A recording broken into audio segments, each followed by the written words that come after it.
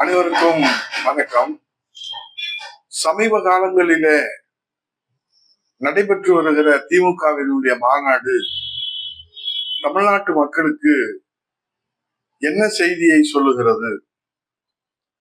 மகளிர் மாநாடு, இளைஞரணி மாநாடு, பூத் கமிட்டி மாநாடு, மண்டல மாநாடு, மாநில மாநாடு என்று மாநாடை நடத்தி கொண்டிருக்கிற மாண்புமிகு முதலமைச்சர் அவர்கள் தமிழகத்திற்கு என்ன செய்தியை சொல்லுகிறார் என்று எல்லோரும் ஒரு குழப்ப நிலையிலே தான் நம் மாநாட்டை பார்க்க வேண்டியிருக்கிறது.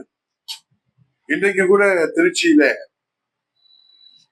காவேரி பாய்கிற திருச்சியில 15 லட்சம் பேர்களை கூட்டுகிற மாநாட்டுக்கு முக்கிய அறிவிப்பை வெளியிடுகிறார் முதலமைச்சர் என்று விளம்பரம் செய்து கொண்டிருக்கிறார்கள். ஆகவே இன்றைக்கு ஒரு புறத்திலே நாம் பார்த்தோமானால் தமிழகம் இன்றைக்கு தலைகுனிந்து இருக்கிறது. தமிழகம் தலைநகராக இருந்தது, இப்போது கொலை நகராக மாறி இருக்கிறது. சமீபத்திலே மண் கலை பொருட்கள் தயாரிக்கும் கலை நகரமான மானாமதுரையில கொலை நகரமாக மாறி இருக்கிறது. மானாமதுரை போலீசார் கைது செய்து அழைத்து சென்ற வாலிபர் மருத்துவமனையில இறந்த சம்பவமும், வீட்டிலே படுத்திருந்த ஆட்டோ டிரைவர் கழுத்தறுத்து கொலை செய்யப்பட்ட சம்பவமும் அந்த பகுதியிலே அச்சத்தை ஏற்படுத்தி இருக்கிறது. போலீசார் அடித்ததால் தான் ஆகாஷ் டெலிசன் இருந்ததாக குற்றம் சாட்டிய உறவினர்கள் மதுரை ராமேஸ்வரம் ரோட்டில் மறியலிலே ஈடுபட்டிருக்கிறார்கள். மானாமதுரை உடைகுளத்தைச் சேர்ந்த ஆட்டோ டிரைவர் முனீஸ்வரன் 30 கழுத்தறுத்து கொல்லப்பட்டிருக்கிறார். இப்போது திமுக ஆட்சியில அதிர்ச்சி அளிக்கிற செய்தி என்னவென்றால் 27 லாக்அப் மரணங்கள் ஏற்பட்டிருக்கிறது. சமீபத்தில் திருப்பவனம் அஜித்குமார் லாக்அப் மரணத்தின் போது ஸ்டாலின் என்ன சொன்னார்? அஜித்தினுடைய பெற்றோரிடம், சாரிமா, இனிமேல் இதுபோல் நடக்காது என முதல்வர் அன்றைக்கு உறுதி அளித்தார்கள்.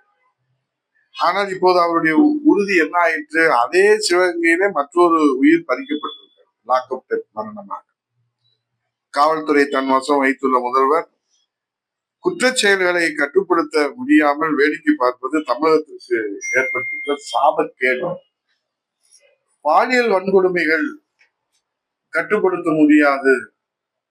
நேற்று தினம் உலக மகளிர் தினம், உலக மகளிர்களுக்கான உரிமையை போற்றுகிற தினத்தில மகளிருடைய பாதுகாப்பு கேள்விக்குறியாயிருப்பது வேதனையின் உச்சமாக இருக்கிறது. தமிழ்நாட்டினுடைய கடன் இந்தியாவிலே அதிகமான கடன் சுமை 10 லட்சம் கோடி நாம் கடன் வாங்கியிருக்கிறோம். பொருளாதார குழுவெல்லாம் அமைத்தோம். ஆக ஒரு மாநிலத்திலே என்ன வேண்டும்? அமைதி வேண்டும். அமைதி இருந்தால்தான் வளர்ச்சி இருக்கும். ஆகவே அமைதி, பலம், வளர்ச்சி என்று புரட்சித் தலைவர் இதய அம்மா அவர்கள் அந்த தாரக மந்திரத்தை கற்றுக் கொடுத்தார். இப்போ தமிழ்நாட்டில் அமைதியும் இல்லை, வளமும் இல்லை, வளர்ச்சியும் இல்லை. ஆனால் விளம்பரம் இருக்கிறது. பத்திரிகையை புரட்டினால் பக்கம் பக்கமாக விளம்பரம். தமிழ்நாட்டிலே திரும்புகிற பக்கம் எல்லாம் மாநாடு. எதற்கு மாநாடு? என்ன கொள்கை பிரகடனம்? என்ன லட்சியம்? எதை சாதித்தீர்கள்? ஆகவே திமுக அரசு 5 ஆண்டுகளில் சறுக்கியதுதான் அதிகமே தவிர சாதித்தது என்ன? பட்டியலிட்டு உங்களால் சொல்ல முடியுமா? இன்றைக்கு மாண்புமிகு முதலமைச்சராக ஸ்டாலின் அவர்கள் சாதித்தது என்ன? வெள்ளை அறிக்கை வெளியிடுவாரா? சறுக்கியது என்ன என்று நாங்கள் இன்றைக்கு விவாதிக்க தயாராக இருக்கிறோம். ஆகவேதான் அதை மடைமாற்றம் செய்கிற, மூடி மறைக்கிற விளம்பர யுக்தி தான் இந்த மாநாடு. மக்களுடைய கவனத்தை திசை திருப்பி மக்களுடைய இழந்த நம்பிக்கையை மீட்டெடுப்பதற்காக, அதுவும் சமீபத்தில் இந்த 2, 3, 6 மாதங்களில மாநாடுகளுடைய எண்ணிக்கை அளவுக்கு மிஞ்சினால் அமிர்தமும் நஞ்சு. ஆகவே இது மாநாட்டினால் இந்த மாநிலத்து மக்களுக்கு எது கிடைக்கிறதோ இல்லையோ, அவருடைய பிள்ளைக்கு, அவர் தவமிருந்து பெற்ற பிள்ளை உதயநிதி ஸ்டாலினுக்கு முதலமைச்சர் பதவி கிடைக்க வேண்டும் என்பதுதான் இந்த மாநாட்டினுடைய கொள்கை பிரகடனம். ஜனநாயகம் என்பது இனி இல்லை. ஒன்றை மாண்புமிகு முதலமைச்சர் அவர்கள் நன்றாக அறிந்திருப்பார்கள். ஒரு குடும்பத்துக்குள்ளே கட்சி, ஒரு குடும்பத்துக்குள்ளே ஆட்சி சுருங்கி போய்விட்டதோ என்று மக்கள் நினைத்து விடக் கூடாது என்பதற்காக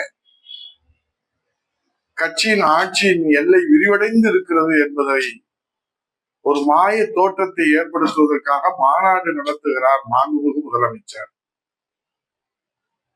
ஒரு குடும்பத்துக்குள்ளே கட்சி ஆட்சி சுருங்கி விட்டது என்று மக்கள் விமர்சிப்பதை தெரிந்து கொண்டு புரிந்து கொண்ட மாண்புமிகு முதலமைச்சர் அவர்கள் ஆட்சியும் கட்சியும் ஒரு குடும்பத்துக்குள்ளே சுருங்கி போய்விடவில்லை, முடங்கி போய்விடவில்லை, விரிந்து பறந்து இருக்கிறது என்பதை மக்களிடத்திலே காட்டுவதற்காகத்தான் மாண்புமிகு முதல்வர் மாநாட்டு முதல்வராக இன்றைக்கு அவர் பங்கேற்கிறார்கள்.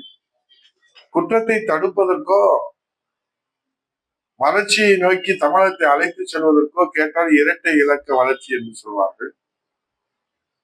அடித்தளம் புரட்சி தமிழையா எடப்பாடி ஆட்சி காலத்தில் அமைத்து கொடுத்ததை மறைத்துவிட்டு மறுத்துவிட்டு இப்போது தான் கண்ட வளர்ச்சி என்று சொல்லுகிறார். அதன பாரதத்திலே கடன் சுமை, நிர்வாகத்திலே நெருக்கடி, காவல்துறை சுயமாக செய்யப்பட முடியவில்லை. சுருக்கமாக ஒரு டிஜிபியை, நிரந்தர டிஜிபியை நியமனம் செய்ய முடியும், கடன் சுமையை குறைக்க முடியும், சட்டம் ஒழுங்கை கட்டுப்படுத்த முடியவில்லை, காப்பாற்ற முடியவில்லை. ஒட்டுமொத்தமாக தமிழகம் தலைகுனிந்து இருக்கிறது. ஆனால் மாண்புமிகு முதலமைச்சர் மாநாட்டு முதலமைச்சராக நீ வருகிற தலைமுறையெல்லாம் ஸ்டாலினை பார்த்து என்ன அழைப்பார்கள், எப்படி அழைப்பார்கள் என்று நாம் பார்த்தோமானால், இதுவரை பார்த்ததெல்லாம் எளிய முதல்வர், இனிய முதல்வர், வலிமையான முதல்வர், நிரந்தர முதல்வர், மக்களின் முதல்வர் என்றெல்லாம் அழைத்து பார்த்திருக்கிறோம். இப்போது முதல் முறையாக உலக சாதனையாக மாநாட்டு முதல்வர் மாண்புமிகு ஸ்டாலின் பிள்ளையை முதலமைச்சர் பதவியிலே அமர வைப்பதற்காக அயராது உழைக்கின்ற மாநாட்டு முதல்வர் ஸ்டாலின், உங்கள் கனவு பகல் கனவாகும் என்பதை திருச்சியில மாநாடு நீங்கள் கூட்டினாலும் மக்கள் உங்கள் மீது இருக்கிற கடும் கோபத்தை மறைப்பதற்கும் மறைமாற்றம் செய்வதற்கும் திசை திருப்புவதற்கும் நீங்கள் எடுக்கிற முயற்சி, நீங்கள் கொடுக்கிற விளம்பரம் மக்களுக்கு சோறு போடாது. அது வேதனையின் உச்சம் என்று சொல்லி விடைபெறுகிறேன். நன்றி, வணக்கம்.